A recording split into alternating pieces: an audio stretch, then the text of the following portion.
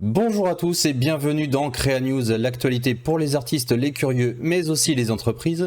J'ai pris un peu de temps pour cette Créa News et je m'en excuse, mais un virus a sévi et Holo est parti en maintenance. On le retrouvera très prochainement sous une nouvelle forme. Allez, c'est parti.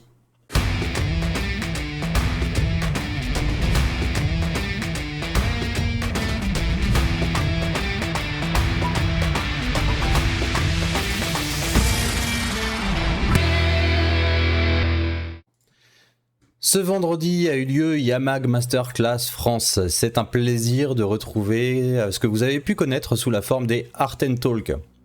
En partenariat avec Adobe, l'occasion de retrouver l'ami Stéphane Baril notamment, pour faire des démonstrations et nous en apprendre plus sur les outils de Photoshop. Stéphane connaît tout et nous montre les fonctions souvent ignorées mais archi pratiques, les nouveautés aussi. Et avec l'ami Olivier Cracus, que je salue. Ce sont des personnes qui connaissent et montrent le mieux en français comment se servir de ces outils. Si vous ne les connaissez pas encore, les liens sont dans la description, allez les suivre. On a eu le plaisir aussi d'une présentation de Olivier Huard, maître du pixel art. Et ma foi, c'était une belle découverte, vraiment impressionnant comme travail. Pour du pixel art, c'est assez fantastique de savoir comment c'est fait. Et puis Edouard Noisette, concept artiste chez Ubisoft Bordeaux, travaillant notamment pour la licence Assassin's Creed, nous a présenté son parcours personnel et artistique. C'est toujours intéressant, ses travaux et son processus créatif avec son projet personnel eGreen, c'est toujours très intéressant à connaître. Je fais un petit aparté car j'ai appris qu'Edouard ne voyait pas certaines couleurs. Il est daltonien, une preuve de plus qu'on peut arriver à tout, comme dit dans la Créa News, tout le monde peut le faire, avec des astuces et outils, vous pouvez vous y aider, donc tout est en lien dans la description, vous pourrez retrouver aussi dans la vignette qui doit être juste là-haut. Et enfin on a retrouvé les amis, les nombreux artistes, les curieux, je vous passe ici quelques petites photos, quelques petites vidéos. Voilà, c'était vraiment l'occasion de retrouver les amis, les artistes, les curieux, parce que l'événement est ouvert à tous. On a pu partager des moments avec des personnes prestigieuses que vous connaissez ou que vous reconnaîtrez peut-être. Voilà, je vais pas les citer toutes, il y en a beaucoup.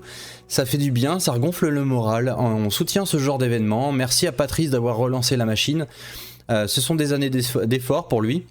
Malgré le Covid qui a vraiment sévi et fait du mal, on est toujours là, le phénix renaît de ses cendres. Bravo à toi et encore merci Patrice. On a un souci en France et certains dont moi avec Créa News essaient de communiquer sur le fait que l'art, la XR, la VR, les jeux vidéo, ça vous concerne aussi. Oui, dit comme ça, c'est bizarre et pourtant, que vous soyez dans les ressources humaines, la santé, les transports, le bien-être même, tout cela peut vous servir. Deux exemples ici, par exemple avec Unity et Unreal Engine. Unreal Engine qui appartient à Epic Games.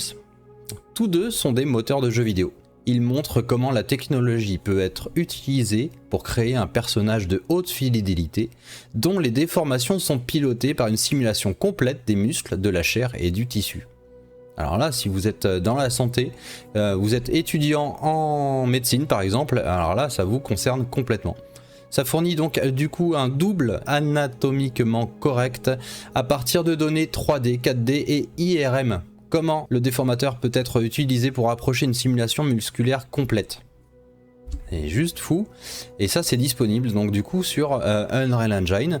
Et puis ici Unity, Google Géospatial avec Hardcore. Avec cette annonce et démonstration, vous allez pouvoir vous apercevoir qu'avec des données géographiques réelles, l'outil Geospatial Creator for Unity vous permet de prévisualiser des éléments 3D dans l'éditeur Unity par rapport à une représentation 3D photoréaliste du monde, fournie par Hardcore, et les tuiles 3D photoréalistes de Google Maps Platform. Alors ensemble du coup, Geospatial Creator vous permet d'explorer le monde avec votre éditeur, de manière à réaliser vos créations. Pour ce faire, sélectionnez un lieu, obtenez la géométrie 3D à l'intérieur, puis survolez l'espace comme vous le feriez dans Google Earth. Vous connaissez Google Earth, c'est le Google Earth de demain. Utilisez cette vue 3D pour prévisualiser et développer votre expérience de réalité augmentée. La réalité augmentée, pour info, c'est quand par exemple vous affichez une donnée non réelle, virtuelle, dans un environnement réel. Donc votre environnement Pokémon Go. Là, vous aviez votre environnement réel dans votre téléphone, votre appareil photo, et puis vous projetiez par exemple un Pokémon à attraper. Utilisez l'éditeur Unity pour concrétiser vos expériences en réalité augmentée à l'aide de la plateforme de développement puissante enrichie Geospatial Creator. Imaginez donc, vous êtes pompier et pour vous déplacer à l'endroit de votre intervention, vous allez non seulement avoir le meilleur itinéraire, mais l'environnement de l'immeuble complet, les bouches d'incendie du quartier, les embûches ou les accès justement au foyer de l'incendie. C'est donc tout cela que j'essaie de montrer et transmettre. Il faudrait plusieurs émissions pour montrer tous les cas de figure, mais le message ici c'est de ne pas s'arrêter à « ce n'est pas mon domaine ». Ne laissez pas cela à d'autres, les étrangers, accaparez-vous ces outils et qui sont parfois déjà présents ou en développement ici en France. C'est sur France Immersive Learning par exemple que j'ai pu trouver une carte des entreprises de divers secteurs œuvrant et utilisant la réalité virtuelle, les vidéos 360 ou encore la réalité augmentée. Je vous invite à y jeter un œil, ou plutôt les deux, et vous serez certainement étonné de voir le potentiel réuni ici. Pour en revenir aux actualités, encore un article de 3DEF. La veille est vraiment excellente sur ce site. On voit ici un bon exemple de formation pour les légistes de demain en VR. Non pas seulement un jeu vidéo donc, mais un module de formation sur Virtual Forensic pour trouver la bonne cause du décès. La version non censurée est disponible aussi dans l'article. A noter que la police utilise déjà la photogrammétrie, donc c'est un scan 3D des scènes de crime pour se réimmerger ensuite sans détériorer la scène du crime. Alors imaginez le potentiel pour vos activités, c'est ça l'essentiel.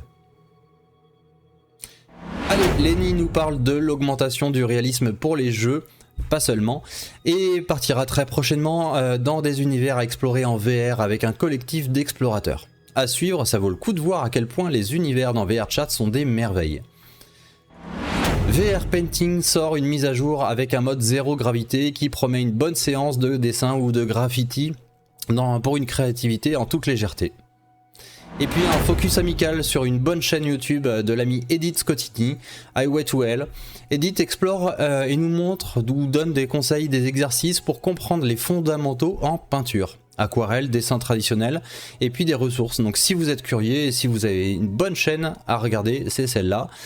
Edith Scottini, Highway to Hell, ça devrait vous plaire. Allez, à très bientôt.